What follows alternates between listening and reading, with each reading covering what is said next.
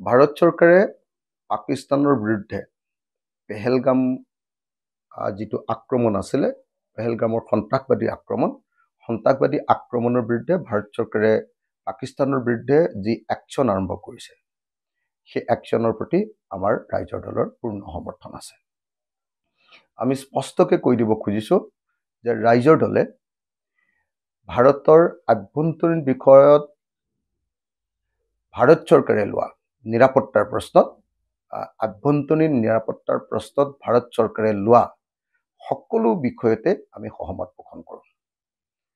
তো যিহেতু এইটো এটা একদম ভাৰতৰ আভ্যন্তৰীণ নিৰাপত্তাৰ প্ৰশ্ন, জাতীয় নিৰাপত্তাৰ প্ৰশ্ন, তো সেইকাৰণে কেন্দ্ৰীয় চৰকাৰে যি একশ্যন লৈছে, কেন্দ্ৰীয় চৰকাৰে যি আক্ৰমণ কৰিছে, কেন্দ্ৰীয় চৰকাৰে যি পাকিস্তানৰ বিৰুদ্ধে যি ব্যৱস্থা গ্ৰহণ কৰিছে, তাৰ প্ৰতি আমি পূৰ্ণ সমৰ্থন জনাইছোঁ।